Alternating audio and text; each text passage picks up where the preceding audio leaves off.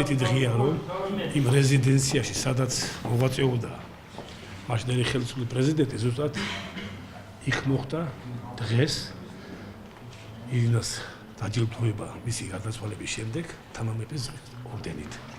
რა თქმა უნდა, ეს ძალიან ისეთი დღე არის, შეიძლება მიღაც ჩემთვის, რა ვიცი, როგორ გითხრათ, მე მაინც სხვა რაღაცას წარმოვადგენ და ჩემთვის ირინა.